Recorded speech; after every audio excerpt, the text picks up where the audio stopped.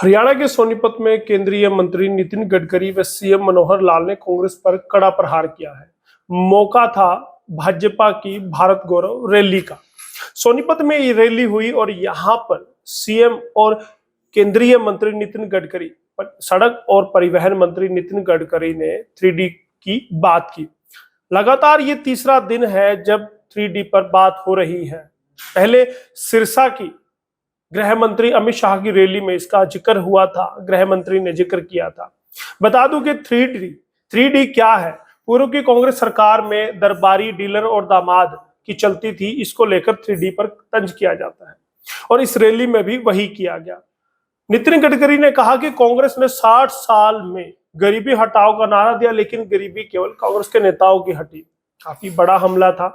इसी पर आज बात करेंगे, इसी पर आज चर्चा करेंगे आज के SNA में। स्वागत है आपका भारत आज के, हरियाणा आज के special show, special news analyse यानी SNA में, जिसमें खबरों के बारे हम बताते हैं, खबरों के पीछे की हकीकत पर्त हटाकर आपको बताते हैं।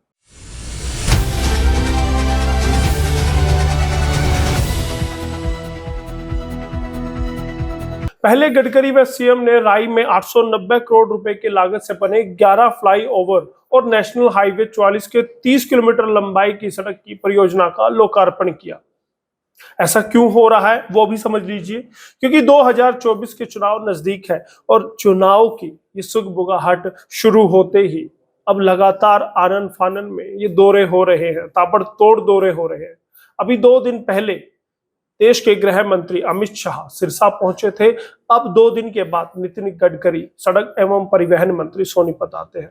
आप समझ ही चुके होंगे कि रोहतक और सोनीपत किसका क्षेत्र है, पूर्व मुख्यमंत्री भूपेंद्र सिंह हुड्डा का, और सिरसा किसका गढ़ है, जी हाँ, चौटाला परिवार का।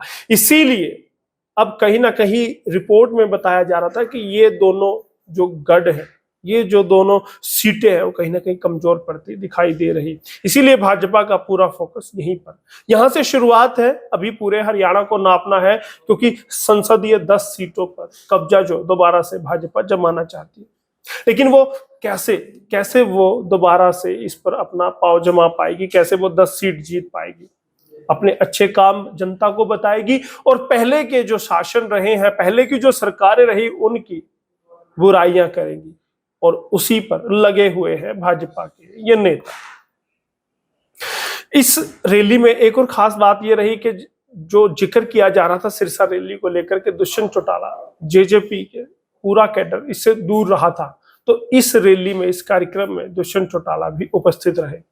उसके बाद नितिन गडकरी व सीएम सोनीपत अनाज मंडी में भारत गौरव रैली में पहुंचे थे।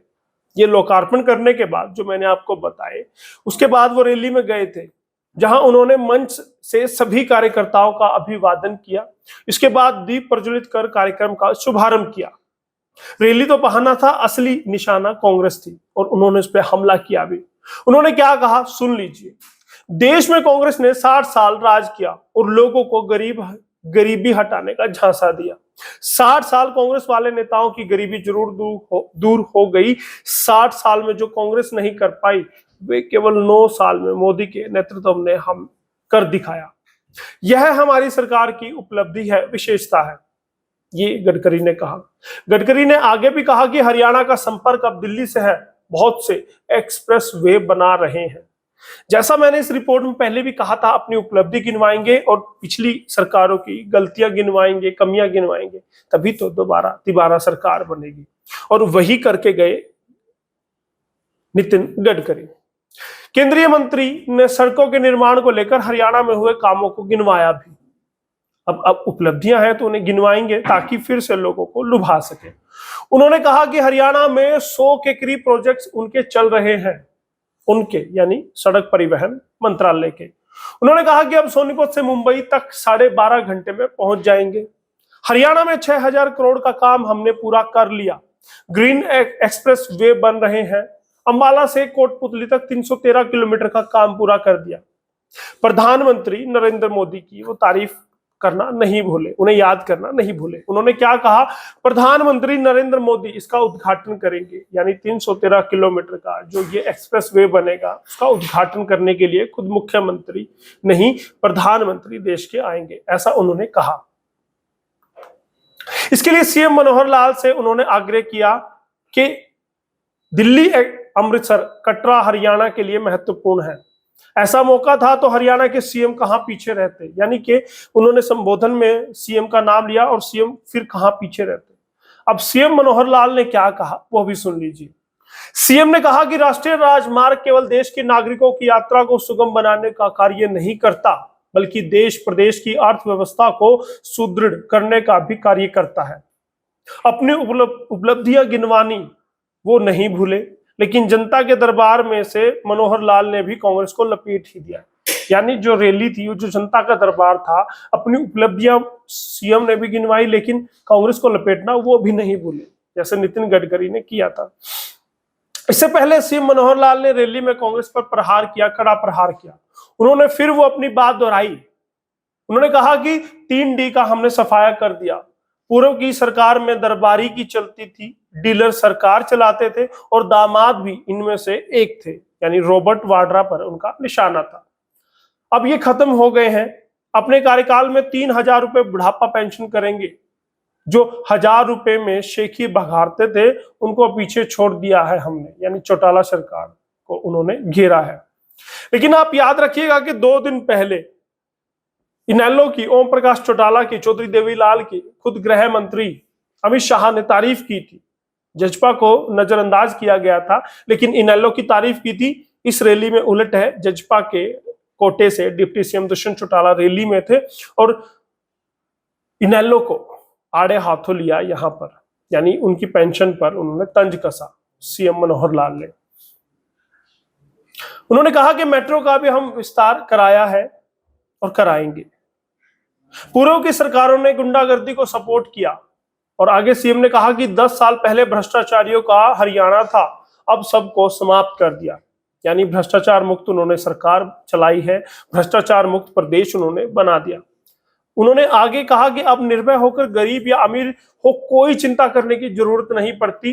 पूर्व की सरकार गुंडागर्दी को सपोर्ट करते थे, उनके आधार पर शासन चलाते थे। आज हरियाणा में युवा पढ़ाई की लगन में लगा है, तो ऐसा उन्होंने कहा। आप इससे कितना इत्तेफाक रखते हैं हमें बताइए। लेकिन इससे पहले क्या हुआ वो भी मैं बता दूं, इस रैली में कौन कैसे पहुंचा, क्या क्या झलकियां रही वो भी आप जान लीजिए। उन्होंने नितिन गडकरी का स्वागत किया था। इससे पहले कहा कि हमें पता है आप जाते जाते कुछ नया देकर जाएंगे। उन्होंने ये भी कहा हरियाणा एक ऐसा प्रदेश जिसके सभी रोड नेशनल हाईवे से जुड़ चुके हैं, यानी उन्होंने आगे भी उम्मीद की कि यहां से और भी अच्छे काम किए जाए ताकि तिबारा मनोहर लाल की सरकार आने में दिक्कत ना हो। अब यहां पर डिप्टी सीएम दुष्यंत चौटाला भी पहुंचे थे, जैसा मैंने पहले जिक्र किया। इससे पहले वो राई में सीएम व गडकरी के कार्यक्रम में शामिल हुए। जीटी रोड पर दौड़ रहे वाहनों का उन्होंने अवलोकन भी किया। इस दौरान डिप्टी सीएम दुष्यंत चौटाला भी साथ थे। यहाँ सीएम मनोहर लाल व गडकरी एक साथ बैठे तो दूसरी लाइन में डिप्टी सीएम और सांसद रमेश कौशिक साथ साथ बैठे दिखाई दिए। सांसद रमेश कौशिक सोनीपत लोकसभा सीट के सांसद हैं, भाजपा कोटे से। स्क्रीन में पीएम नरेंद्र मोदी भी रिमोट के साथ सामने आए। अलग तरह से ये रैली थी, इसमें क्या क्या अलग था वो भी मैं बता दूं। नितिन गडकरी रोड मार्ग से ही सोनीपत पहुंच गए थे दिल्ली से। राय में उनका सीएम और डिप्टी सीएम ने स्वागत किया था। कुछ देर के बाद गडकरी व सीएम अनाज मंडी में भाजपा की गौरव रैली में शामिल हो गए थे, यानी वो रोड के रास्ते आए, अमूमन वो जहाज से भी आते हैं। सुबह सीएम मनोहर लाल मंगलवार को, यानी सुबह सुबह आज के दिन मंगलवार को चंडीगढ़ से शताब्दी ट्रेन से सोनीपत पहुंचे। ये भी अपने आप में एक अलग बात थी, क्योंकि सीएम हमेशा अपने काफिले के साथ जाते हैं, लेकिन वो ट्रेन में पहुंचे थे। क्या वो संदेश देना चाहते थे, अभी इसकी वजह साफ सामने नहीं आई है, लेकिन कुछ ना कुछ इसके पीछे कोई मैसेज छिपा था जो आपको हम जरूर बताएंगे। और भारत गौरव रैली में जाने से पहले रोहतक रोड फ्लाईओवर के पास भगवान परशुराम चौक पर भी सीएम पहुंचे, उसका उद्घाटन किया। इस दौरान उनके साथ कौन थे? वहीं सांसद रमेश कौशिक, पूर्व मंत्री कविता जैन, सीएम के पूर्व मीडिया सलाहकार राजीव जैन, जो कविता जैन के हस्बैंड है, पति हैं। अब इस रैली को आप किस तरह से देखते हैं? क्या अपनी उपलब्धियां गिनवाने के लिए या फिर कांग्रेस को घेरने के लिए ये रैली रखी गई थी, या फिर 2024 में जो सीटें कमजोर हैं उन पर पहले अपनी मजबूत पकड़ बना लेना चाहती है भाजपा, उसी की ये कवायद थी? क्या आप इस रैली से मानते हैं? हमें जरूर बताइएगा और लगातार बने रहिए हरियाणा आज के इस शो SNA के साथ। बहुत बहुत धन्यवाद। मैं यशपाल कंचन।